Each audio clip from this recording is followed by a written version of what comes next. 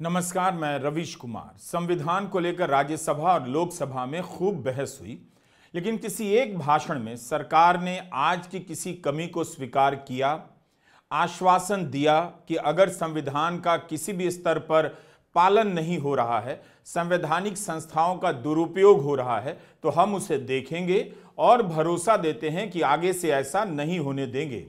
क्या आपने प्रधानमंत्री मोदी से लेकर सरकार के मंत्रियों के भाषण में ऐसा कुछ सुना? सिवाय इसके कि हम संविधान के रक्षक हैं, तो कैसे रक्षक हैं? विपक्ष ने आज संविधान को लेकर कितनी चुनौतियां गिना दी। चुनाव आयोग की हालत से लेकर प्रदर्शनों में हिस्सा लेने वाले युवाओं की गिरफ्तारी से लेकर धर्म के आधार पर नफरत फैलाने के तमाम प्रसंग बताए। क्या सरकार ने कहा कि हम संविधान की भावना का आदर कर रहे हैं, बंधुता भाईचारे पर संकट नहीं आने देंगे? जिन घटनाओं का उल्लेख भी विपक्ष ने किया है, उन पर हमारी भी नजर है। आप संविधान के 75 साल होने पर भाषणों के रिकॉर्ड निकालकर खुद पढ़िए और देखिए कि सरकार की तरफ के भाषणों में उन चुनौतियों के बारे में क्या कहा गया है जिसका जिक्र विपक्ष ने किया। सरकार केवल आपातकाल की रट लगाती रही। कई बार लगा कि आपातकाल का इस्तेमाल ढाल की तरह किया जा रहा है। अतीत के प्रसंग विपक्ष ने भी गिनाए। मल्लिकार्जुन खड़गे ने संविधान की किताब जलाने से लेकर आरएसएस के मुख्यालय में तिरंगा फहराने तक का जिक्र किया। जवाब क्या आया पता नहीं चला। ढूंढने का काम कुछ आप भी कीजिए। और ऐसे लोग जो लोग झंडे से नफरत करते हैं, जो लोग हमारे अशोक चक्र से नफरत करते हैं, जो लोग संविधान से नफरत करते हैं, और ये लोग आज हमको पाठ पढ़ा रहे हैं। ये क्या है? अरे आपने तो साहब ये संविधान जब बना,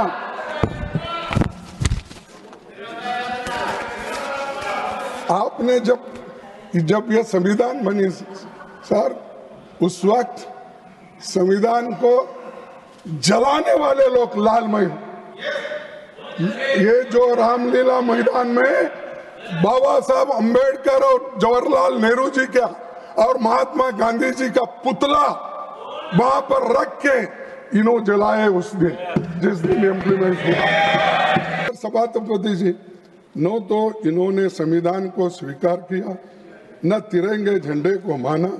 इसीलिए पहली बार 26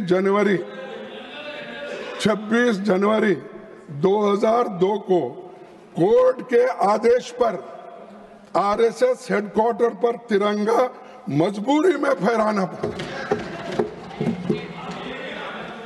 सर तिरंगे झंडे को माना, इसीलिए पहली बार 26 जनवरी 2002 को आरएसएस हेडक्वार्टर पर तिरंगा मजबूरी में फहराना पड़ा, क्योंकि कोर्ट का आदेश था। चलिए, कम से कम संविधान के वर्किंग पर चर्चा के लिए तो मान लिया आपने कि अब हम सभी लोग तिरंगे के नीचे ही काम करेंगे। तिरंगा झंडा को लेकर संघ पर अक्सर सवाल होता रहता है। संविधान के विरोध को लेकर भी कई इतिहासकारों ने लिखा है, कई किताबों में ये बात दर्ज है।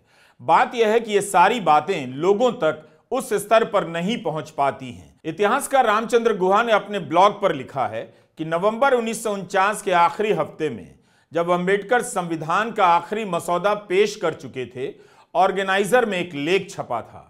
इस लेख में लिखा था कि भारत के नए संविधान के बारे में सबसे बुरी बात यह है कि इसमें कुछ भी भारतीय नहीं है।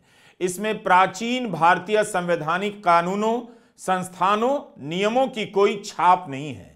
गुहा ने बताया है कि उस संस्करण में आरएसएस के एक नेता का पत्र भी छपा था। इसमें इस बात पर ऐतराज जताया गया था कि एक अन्य लेखक ने अंबेडकर की तुलना मनु से कर दी। आरएसएस के नेता ने कहा था कि यह उपहास की बात है कि आप डॉक्टर अंबेडकर को भगवान जैसे मनु के समकक्ष खड़ा कर रहे हैं। The worst thing about the Constitution of India is that there is nothing Indian about it. Manu Smriti is that scripture which is most worshipable after Vedas for our Hindu nation, and from which our ancient times have become the basis of our culture, customs, thought, and practice. This book, for centuries, has codified the spiritual and divine march of our nation. Today, Manusmriti is law. These are the words of Savarkar. Mr. Savarkar has clearly stated in his writings that there is nothing Indian about our constitution. He has clearly stated that the book India is run by should be superseded by this book. And this is what the fight is about. जिस तरह से BJP ने संविधान पर बहस के बहाने आपातकाल की ज्यादतियों को उभारा, उसी तरह से कांग्रेस और विपक्ष ने बताया कि आरएसएस ने संविधान का विरोध क्यों किया और 52 साल तक तिरंगा झंडा आरएसएस के मुख्यालय पर क्यों नहीं फहराया गया। राहुल गांधी अपने एक हाथ में संविधान और दूसरे हाथ में मनुस्मृति की कॉपी यूं ही लेकर नहीं आ गए। इसका एक संदर्भ था। 25 दिसंबर 1927 को अंबेडकर ने मनुस्मृति जलाई थी। यह घटना ऐतिहासिक मानी जाती है। राहुल दिखाना चाहते थे कि संघ और बीजेपी मनुस्मृति को मानने वाले हैं, संविधान को नहीं। यह तस्वीर नवंबर 1949 के ऑर्गेनाइजर की है, जिसमें लिखा था कि हमारे नए संविधान में प्राचीन भारत के विशेष संवैधानिक विकास का कोई जिक्र नहीं। स्पार्टा और पर्शिया के कानूनविदों से बहुत पहले ही मनु ने अपने कानून लिखे थे। आज भी मनुस्मृति में उनके लिखे नियम कानून की दुनिया भर में तारीफ होती है और लोग उसका निष्ठा से पालन करते हैं, लेकिन हमारे संविधान के पंडितों के लिए इसका कोई मतलब नहीं है। उनके लिए तो मॉन्टेस्क्यू, जेफरसन, बर्क और मिल ही राजनीतिक समझ की मिसाल है। इसमें यह भी लिखा है कि हम में इतना बल हो कि इस गलती को हम स्वीकार कर सकें और हमारा किरदार ऐसा हो कि हम इसे ठीक कर सकें। सर, मैं और एक बात कहना चाहता हूं। पूरा देश जानता है 1949 में आरएसएस नेताओं ने भारत के संविधान का विरोध किया था, क्योंकि ये मनुस्मृति पर आधारित संविधान नहीं था। इस बारे में आरएसएस के मुखपत्र ऑर्गेनाइजर ने 30 नवंबर 1949 के अंक में विरोध करते हुए संपादकीय यानी एडिटोरियल में ये लिखा था, आप लोगों के मन में आज भी मनुस्मृति वो कायम है। मैं बार बार बोलता रहा, आप लोग उल्टा हमारे ऊपर इल्जाम आप लगाते रहे। आरएसएस को इन सभी बातों का समग्र रूप से जवाब देना चाहिए। प्रधानमंत्री मोदी को भी यह भी याद रखना चाहिए कि जब लोकसभा में राजनाथ सिंह ने सरकार की तरफ से अपनी बात रखी, तब कहा कि भारत के संविधान में भारत के मूल्यों को समावेश किया गया है। क्या तब राजनाथ सिंह ऑर्गेनाइजर संघ की लाइन से कोई अलग बात कह रहे थे? अगर कह रहे थे तो क्या सदन के बाहर ही वे ऑर्गेनाइजर की इस लाइन का विरोध करना चाहेंगे? ये ऐसा ही कॉन्स्टिट्यूशन नहीं बना, ये मूवमेंट से बना, ये आजादी के लड़ाई से बना और उसी वक्त ये सोच थी 1931 का, ये आज का नहीं है। और नेहरू जी ने संविधान सभा की मांग को 1937 के चुनाव का केंद्रीय मुद्दा बना दिया था। महात्मा गांधी जी ने 25 नवंबर 1939 को स्टेटमेंट दिया था। क्या दिया था? पंडित जवाहरलाल नेहरू ने मुझे अन्य बातों के अलावा संविधान सभा के गठबंधन से उत्पन्न प्रभावों का अध्ययन करने के लिए विवश किया है। मैं और एक बार पढ़ता हूं। पंडित जवाहरलाल नेहरू ने मुझे अन्य बातों के अलावा संविधान सभा के गठन से उत्पन्न प्रभावों का अध्ययन करने के लिए विवश किया है, गांधी जी ने कहा था जब उन्होंने कांग्रेस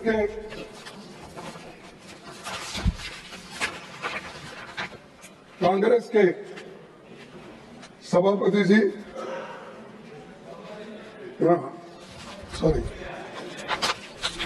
सर संकल्पों की पहली बार इसे पेश किया, तो मैंने इस विश्वास के साथ अपनी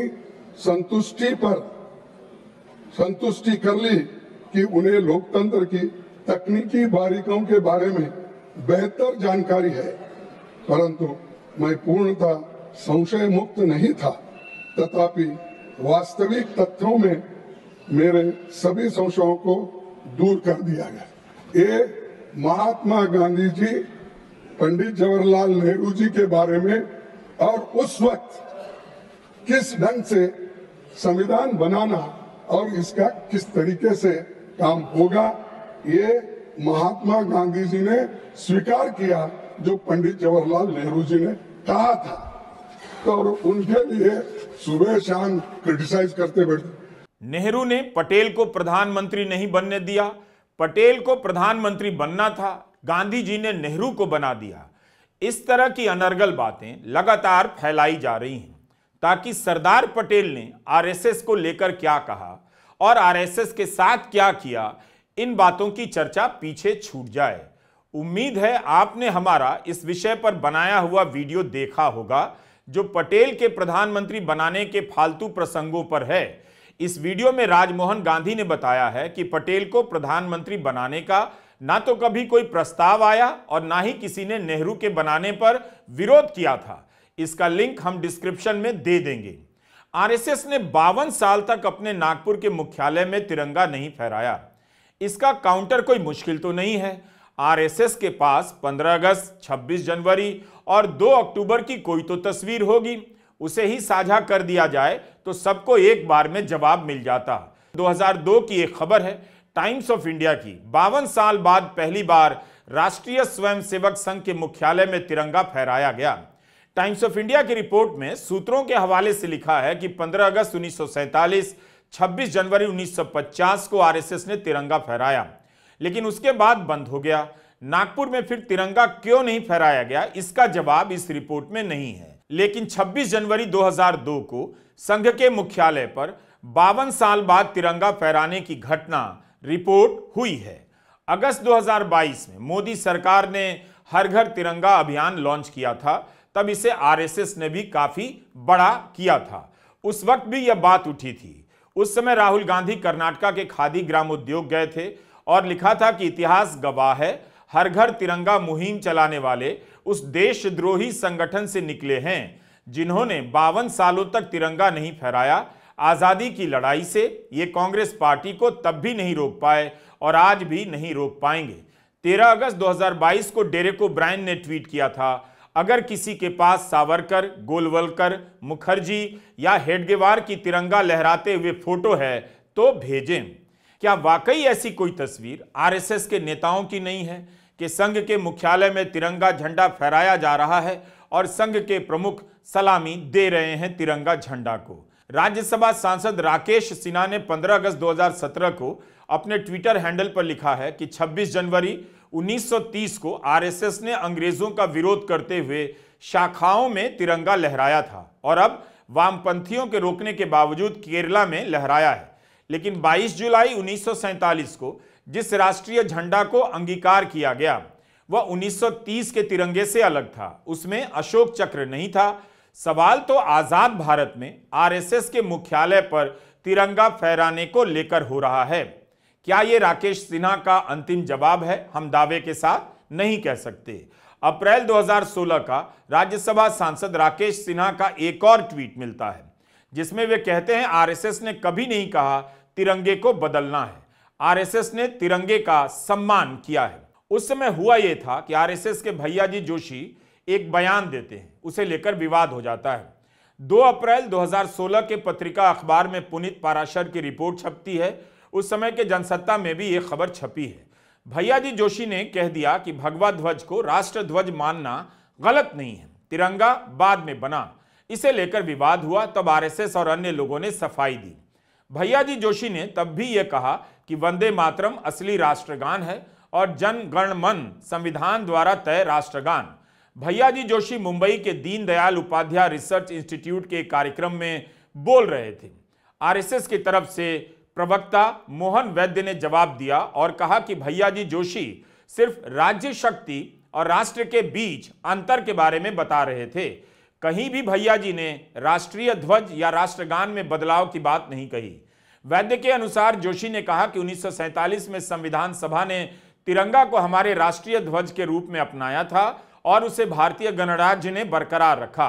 भारत के प्रत्येक नागरिक के लिए यह अनिवार्य है कि वह उस प्रतीक का सम्मान करे। जोशी ने कहा था, भगवा ध्वज को भारत के लोगों ने हमारी प्राचीन संस्कृति के प्रतीक के तौर पर न जाने कब से पूज्य माना है। हम तिरंगा जो हमारा राष्ट्रीय ध्वज है और भगवा झंडा जो हमारी प्राचीन संस्कृति का प्रतीक है, दोनों को पूज्य मानते हैं। यह बयान ऑर्गेनाइजर की वेबसाइट पर भी मौजूद है। क्या आप इस जवाब से संतुष्ट होते हैं? आरएसएस ने अपनी सुविधा के लिए राज्य शक्ति और राष्ट्र में अंतर कर दिया। राज्य की शक्ति क्या राष्ट्र की शक्ति से अलग इकाई है? क्या राज्य और राष्ट्र की शक्ति के प्रतीक या राष्ट्रीय चिन्ह अलग अलग होंगे? यूपी की विधानसभा में मुख्यमंत्री आदित्यनाथ ने कह दिया, क्या भारत की धरती पर केसरिया झंडा नहीं लग सकता? इसका जवाब यह है कि केवल संघ नहीं लगाता, बल्कि आम हिंदू घरों में भी भगवा ध्वज लहराया जाता है और इसके रोकने की कोई बात कभी नहीं की गई। सवाल है कि संघ ने मुख्यालय पर 52 साल तक झंडा क्यों नहीं फहराया? क्या यह सच है? अगर सच है तो आरएसएस को जवाब देना चाहिए, क्यों ऐसा हुआ? अगर यह गलत है तो आरएसएस को कोई ठोस प्रमाण देना चाहिए कि यह झूठ फैलाया जा रहा है। किसी मस्जिद के सामने से, किसी मुस्लिम बाहुल्य क्षेत्र से निकलती है, तब क्यों तनाव पैदा हो जाता है? तभी क्यों झंडा लगाने में क्या समस्या आ रही है? क्या भारत की धरती पे केसरिया झंडा नहीं लग सकता?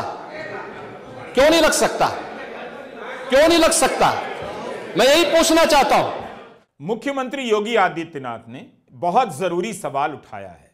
हमने एक वीडियो में आपको बताया था कि कैसे यूपी बिहार में 100 साल से शोभा यात्रा निकालने का राजनीतिक पैटर्न आज तक नहीं बदला। इन यात्राओं का एक मकसद यह भी हो जाता है, दूसरे के मोहल्ले में जाकर चुनौती देनी है, दिखा देना है। फिर भी किसी के मोहल्ले से भी और मुसलमानों के मोहल्ले से भी शोभा यात्रा लेकर आप निकल सकते हैं, लेकिन गाली देना, डीजे जोर जोर से बजाना और गाने में गाली देना, क्या यह भी कानून सम्मत है? क्या यह भी धार्मिक जुलूस के लिए जरूरी है? मुख्यमंत्री योगी आदित्यनाथ अगर यही कह देते कि शोभा यात्रा निकाली जाती है तो दूसरे धर्म को गाली देने वाले गाने क्यों बजाए जाते हैं, आप तलवार क्यों भाजने लग जाते हैं, तब स्थिति अपने आप साफ हो जाती। भारत में किसी को भी केसरिया ध्वज से आपत्ति नहीं। केसरिया ध्वज हमेशा से ही घर घर फहराया जाता है। सवाल है कि क्या आरएसएस तिरंगा झंडा का विरोध कर रहा था? उसने अपने मुख्यालय में 52 साल तक राष्ट्रीय ध्वज क्यों नहीं फहराया? धीरेन्द्र कुमार झा की एक किताब आई है, Golwalkar, the myth behind the man behind the machine. यह किताब साइमन एंड शूस्टर प्रकाशन से छपी है। इस किताब में धीरेन्द्र कुमार झा ने लिखा है कि 1948 में आरएसएस पर प्रतिबंध लगा। प्रतिबंध हटाने को लेकर सत्याग्रह किया गया जो फेल हो गया। उस समय 36,000 गिरफ्तारियां हुई। 29 जनवरी 1949 को सरदार पटेल मुख्यमंत्रियों का सम्मेलन बुलाते हैं और प्रस्ताव पास होता है। धीरेन्द्र झा इन प्रस्तावों का जिक्र कर रहे हैं। लिखते हैं कि तय हुआ कि सिर्फ उन लोगों को छोड़कर जो आरएसएस के बहुत करीबी हैं, सभी युवाओं को रिहा कर दिया जाएगा। प्रस्ताव में यह भी लिखा है कि संघ की गतिविधियों में जिन सरकारी कर्मचारियों ने हिस्सा लिया है उनके साथ कोई नरमी नहीं बरती जाएगी, क्योंकि उनके ऐसा करने से प्रशासन का ताना बाना ही बर्बाद हो जाएगा। प्रस्ताव के अनुसार 4 शर्तें तय की गईं। अगर आरएसएस इन शर्तों को मानेगा तभी बैन हटाने पर विचार होगा। पहली शर्त, संघ अपना संविधान बनाएगा, छापेगा, वो कोई भी गोपनीय और असंवैधानिक काम नहीं करेगा। भारत के तिरंगे के प्रति बिना शर्त निष्ठावान रहेगा और एक धर्मनिरपेक्ष लोकतांत्रिक राज्य को स्वीकार करेगा। अगर तिरंगा झंडा को स्वीकार किया गया होता तब फिर आरएसएस ने बैन हटाने के लिए यह शर्त क्यों मानी? उसके सामने यह शर्त क्यों रखी गई? फ्रंटलाइन मैगजीन में एक लेख मिला, 2020 नवंबर का है। यह लेख एजी न्यूरानी का है। इन्होंने लिखा है कि आरएसएस ने अपने ऊपर लगे प्रतिबंध को हटाने के लिए तिरंगा झंडा को स्वीकार किया। इस लेख का एक पैराग्राफ है जिसका हिंदी में अनुवाद पढ़ रहा हूं। 1948 में गृह मंत्रालय का बयान है कि गोलवलकर ने प्रधानमंत्री नेहरू और गृहमंत्री पटेल को पत्र लिखा था जिसमें यह बताया था कि आरएसएस भारत को धर्मनिरपेक्ष राज्य के रूप में स्वीकार करेगा और यह भी कि तिरंगा को राष्ट्रीय ध्वज के रूप में स्वीकार करेगा। इसलिए प्रतिबंध हटा लेना चाहिए। लेकिन गृह मंत्रालय का यह बयान आगे कहता है कि गोलवलकर के ये दावे और वादे उनके समर्थकों के आचरण से कोई मेल नहीं खाते हैं। इसलिए भारत सरकार राज्यों की सरकारों से कहने में असमर्थ है कि आप प्रतिबंध हटा लें। सरकार ने वैसे 11 जुलाई 1949 को संघ से बैन हटा लिया। सरदार पटेल की किसी बात को आरएसएस और बीजेपी के नेता कभी नकार नहीं सकते, क्योंकि उनका हमेशा यही दावा रहता है उनसे ज्यादा सरदार पटेल का सम्मान कोई नहीं करता। उन्होंने तो आरएसएस पर बैन लगाने वाले सरदार पटेल की सबसे ऊंची मूर्ति बनाकर दिखा दी। बताना चाहिए कि आरएसएस पर बैन हटाने के लिए राष्ट्रीय ध्वज को स्वीकार करने की शर्त क्यों रखी गई? क्या किसी भी नेता राज्यसभा और लोकसभा में इस प्रसंग पर इस पर विस्तार से बोल चुका है? नेता ने बोला है, आप खुद भी चेक कीजिए। ऑर्गेनाइजर की वेबसाइट पर सुभी विश्वकर्मा का एक लेख मिला। इसमें लिखा है कि कांग्रेस और वामपंथियों ने भगवा ध्वज के संदर्भ में आरएसएस पर बेबुनियाद आरोप लगाए हैं। इसमें बताया गया है कि 2002 से पहले तिरंगे को सिर्फ सरकारी दफ्तरों पर ही लहराया जा सकता था, निजी संपत्ति और पार्टी कार्यालयों पर नहीं लहराया जा सकता था। इसका मतलब था कि आरएसएस जैसी संस्था तिरंगा नहीं लहरा सकती थी। आरएसएस अवमानना नहीं कर रही थी, बल्कि उस समय के कानून की पालना कर रही थी। इस लेख में आगे बताया गया है कि अटल बिहारी वाजपेयी की सरकार ने कानून में संशोधन करके कुछ शर्तों के साथ किसी भी नागरिक या संस्था को झंडा लहराने की अनुमति दे दी। लेकिन 15 अगस्त को तो ऐसी मनाही नहीं थी, 26 जनवरी को भी नहीं। 2002 का जो फ्लैग कोड है उसे लेकर ऑल्ट न्यूज पर प्रतीक सिन्हा ने मार्च 2017 में एक लेख लिखा है। इस लेख में प्रतीक सिन्हा ने बताया है कि फ्लैग कोड 2002 से पहले क्या स्थिति थी, और इसे समझने के लिए उन्होंने 2 दस्तावेजों का सहारा लिया, फ्लैग कोड ऑफ इंडिया और 15 जून 1971 का गृह मंत्रालय का एक पत्र। इन दोनों का सार है कि साल के कम से कम 3 दिनों पर बिना पाबंदी तिरंगा फहराया जा सकता है। 26 जनवरी, 15 अगस्त और 2 अक्टूबर को राष्ट्रीय दिवस मनाया गया। फिर भी आरएसएस ने 52 साल तक अपने मुख्यालय पर तिरंगा नहीं फहराया। क्या यह तथ्य नहीं है कि 14 अगस्त 1947 को ऑर्गेनाइजर ने अपने संपादकीय में लिखा था, जो अपनी किस्मत के कारण सत्ता में आए हैं भले हिंदू के हाथ में तिरंगा दे दें, लेकिन हिंदू कभी स्वीकार नहीं करेगा। इसलिए भी कि 3 रंग अशुभ होता है जो लोगों पर बुरा मनोवैज्ञानिक प्रभाव डालेगा। इस लेख का जिक्र कई बार किया जाता है और मल्लिकार्जुन खड़गे ने भी राज्यसभा में किया। सर, ये तो संविधान में नवंबर 26 डे ऑफ नवंबर 1949 में ये हमने स्वीकार किया है। जब हमने ये स्वीकार किया है, इसके तहत हमको चलना चाहिए, हमको इम्प्लीमेंट करना चाहिए। सिर्फ एक दूसरे के खामियां निकाल के अगर आप बोलते जाएंगे तो तुमने 5000 सालों में कैसी तकलीफ हम लोगों को दी है, मुझे भी ये बोलना पड़ता है। मैं लाया हूं, आपकी मंशा क्या थी? ये संविधान जो बने वो मनुस्मृति के तहत बने। मनुस्मृति के जो कानून होते हैं, हाँ, कानून होते हैं वो जो बनाए हैं, तो उसके तहत करना चाहिए था। ये जनसंघ की मंशा थी, ये आरएसएस की मंशा थी, ये आपकी मंशा थी। और आप सोशलिज्म की बात करते हो। अरे जो लोग इनइक्वालिटी पे फेथ है आपका, ये पढ़ो, या आपका भी, मैं तो पढ़ के आपको लिखा हूं, इसमें नहीं पढ़े बोल के आप मैं समझना। जो हम ये पत्ते लगाया हूं वो एक एक अगर पेज पढ़ेंगे तो आपके रोंगटे उठ जाएंगे। अगर आपके पास कुछ खत, हाँ, अरे एड्रेस उनको अच्छा हो, उनको ये आपको देखना भी अच्छा नहीं लगता। चलो तो सर ये क्या लिखा है, मैं आपको ये प्रेजेंट कीजिए।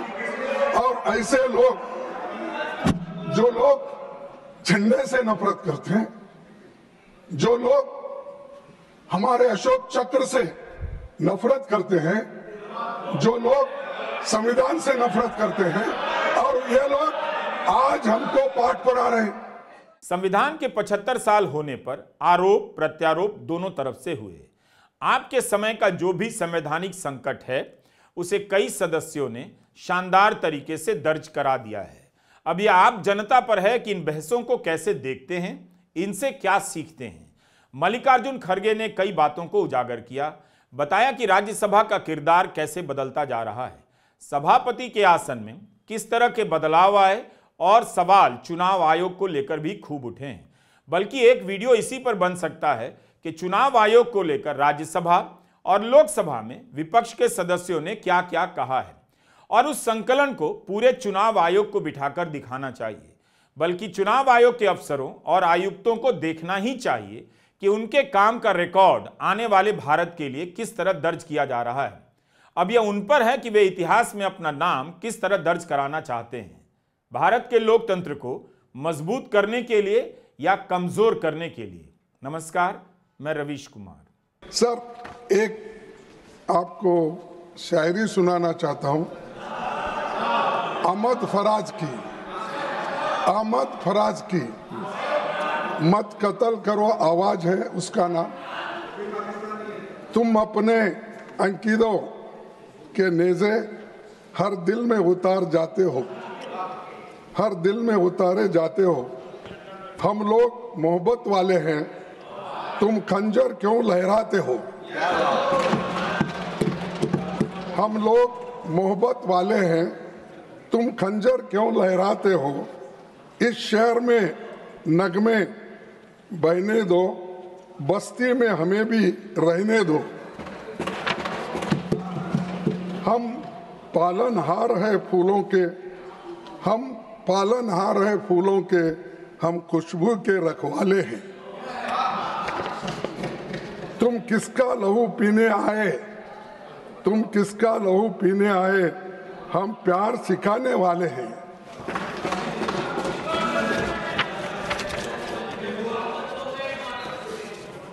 इस शहर में फिर क्या देखोगे, इस शहर में फिर क्या देखोगे, जब हर यहाँ मर जाएगा, जब तेग पे लय कट जाएगी, जब शेर सफर कर जाएगा, जब कत्ल हुआ सूर साजों का, जब काल पड़ा आवाज़ों का, जब शहर खंडर बन जाएगा, जब शहर खंडर बन जाएगा, फिर किस पर संग उठाओगे, संग यानी पत्थर, फिर किस पर संग उठाओगे।